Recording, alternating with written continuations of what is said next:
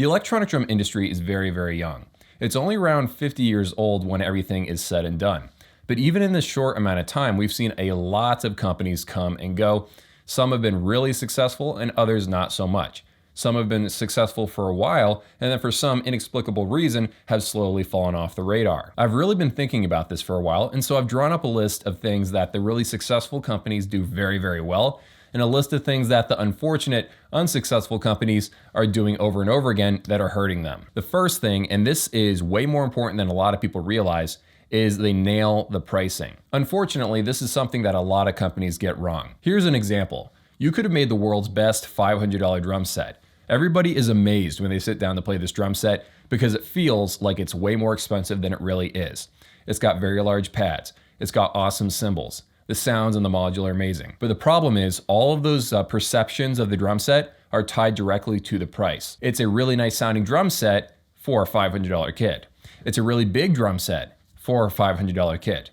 The moment you start trying to sell that for $1,000, all of a sudden no one's going to be interested in it. On the cheaper side of things, $50 here, $100 there will make or break a company. When it comes to the more expensive kits, the swing is more like $500 or $1,000. The reason why this is difficult is that you kind of have to price a drum set a certain way because it costs a certain amount to manufacture. If you're trying to design something for 3 years from now, and you think that the electronic drum industry is going to be in a certain spot, and you start working on the drum set, and by the time it actually comes out, no one's buying those expensive drum sets anymore, well, now you've shot yourself in the foot, and you've been running in this direction for 3 years, and now you're screwed. And then finally, you also have the companies that think their product is way more awesome than it really is.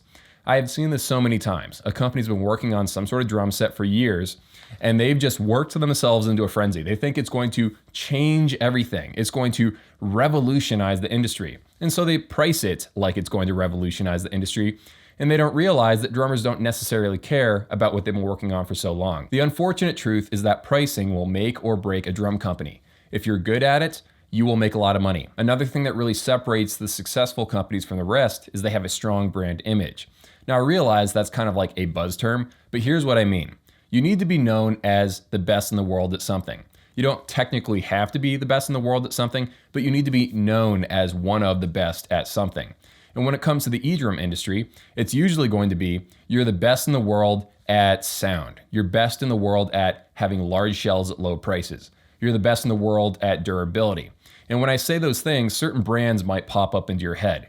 But the problem is if you have a company that's not really known for anything, then why is anyone going to buy your product? So when I say Roland, you're going to have a strong visceral reaction to that name, either positive or negative. If I say Elisa Strike Pro, you already have certain opinions about it. And that's because they are very good at what they do. They have strong positioning. They have a very strong brand image. So I'm going to continue mentioning Roland and Elisa throughout this video, not because there aren't any other successful electronic drum companies, but because these are just very easy to make examples of for the certain parts of the video I'm talking about. Some of the successful companies are also really good at advertising. So people are constantly aware of their brand name. I know that people think they're not swayed by advertisements, but it's human nature. Everybody is swayed by advertisements. And you're more likely to buy something if you've heard about it a million times versus some brand new company coming out of nowhere, no one's ever heard of them.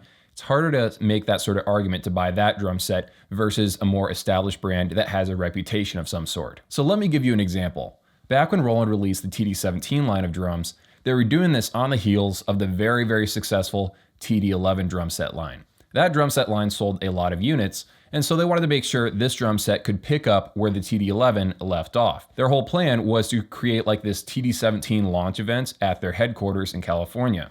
I was lucky enough to go to it, and then I realized while I was there, man, they remodeled the whole office. They paid a lot of money for this party. They also paid for everyone to fly there. They paid for everybody to get a hotel. They paid all kinds of money on this stuff, and it was just the launch event. I'm sure they spent a lot of money on like Facebook ads and also real life magazine ads and different stuff like that since then. So Roland spends a ton of money on advertising. It's part of their DNA, and it's partly because they want their brand to be perceived in a certain way.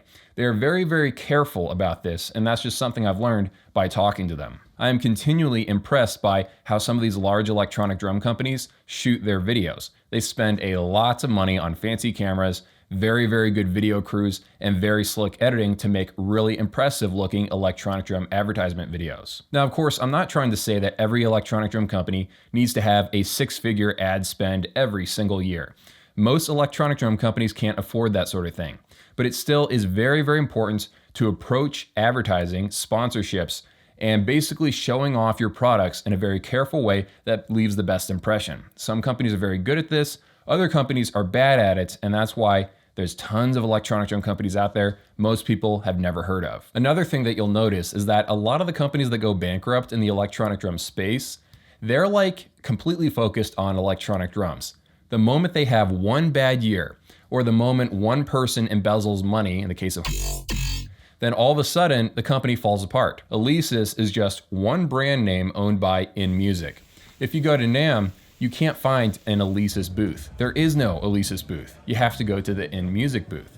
In the case of Roland sells, headphones, they sell keyboards, they sell drum sets, they own Boss, they own all kinds of stuff. So if one part of the business doesn't do well one year, the other parts of the business will pick up the slack. Now, of course, the very large electronic drum companies have their own unique challenges. If they want to change direction, it's very, very easy to change the direction of a small boat versus a very large boat. I've talked to employees at these very large companies that want to make changes in the company, but they have to fight through all the different levels of managers and stuff to get their point across and try to convince them to change. It's just very, very difficult. And the smaller companies have an advantage because they can be a little bit more nimble. But of course, it must be said that a larger electronic drum company is going to be a little bit more stable because if you have different departments that work with guitars and keyboards and stuff, it takes a lot more to hurt that kind of company. Another really basic thing the really successful electronic drum companies are good at is creating products that maybe aren't as flashy, but they know everybody will want it. The TD11 was like one of the best-selling electronic drum sets of all time. Sometimes it's not the fancy stuff that makes you all the money in the business and keeps the other part of your more experimental sections of the business afloat.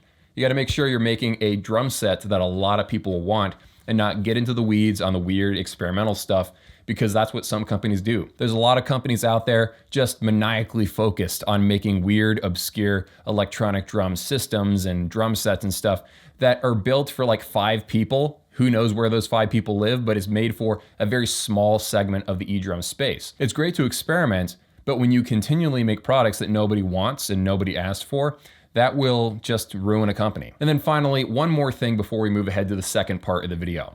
The companies that are successful in the electronic drum industry continually make better and better drum sets year after year after year.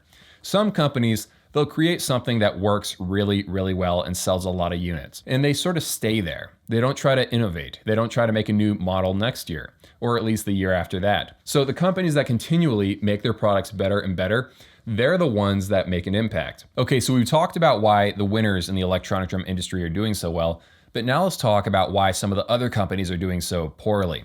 The first thing that will sink an electronic drum company is them being tone deaf. They don't see big, broad industry trends. So for example, a lot of companies were slow to catch on that electronic drums were getting bigger. Electronic drummers really wanted acoustic-sized electronic drums, or if not completely acoustic-sized, at least a little bit larger than those tiny little 6-inch rubber pads that all the companies were obsessed with making. The second trend was that people were moving over to mesh drum sets.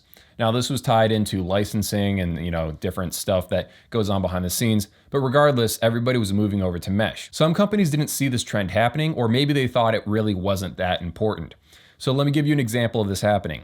Enfused Audio came out with a really, really interesting product that let you convert your acoustic drums into electronic just by putting these rubber pads, cymbals, and a module all on it.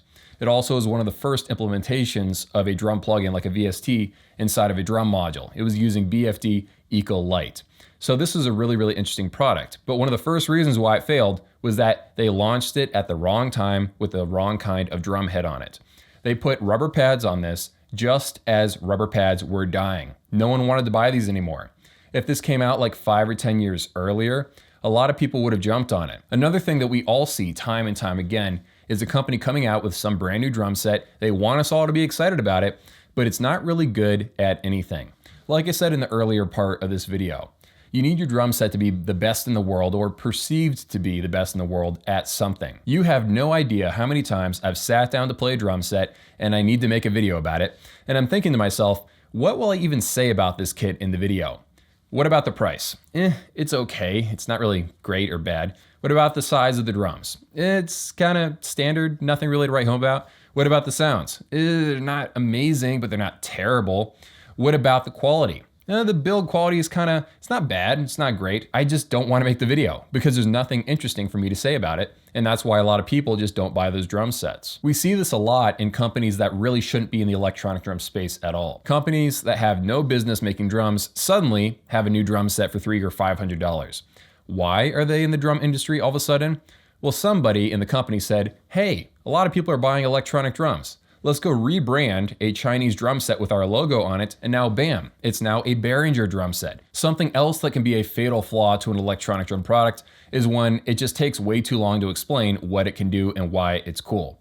There have been many electronic drum products that seem okay from like a video or from a photo that you saw online, but when you actually play it at a friend's house or play it at a booth at NAMM or Sweetwater Gear Fest, then it finally clicks and you're like, oh, I get it now. Someone took the time to spend a half an hour explaining the features and now I understand that it's cool.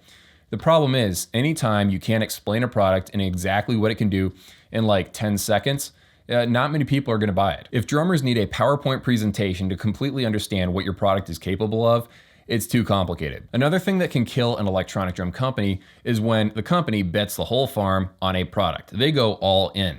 They're just hoping and praying that this one drum set they spent like a decade on and all their money on, that this thing is going to just sell like crazy. And sometimes it does. Sometimes the bet pays off. But that's the problem. When you don't diversify and you just bet everything on one product selling really, really well, the odds really aren't in your favor. And I believe this is what happened to Simmons. I don't know a complete history of everything that went down into why they had to sell off their name to Guitar Center.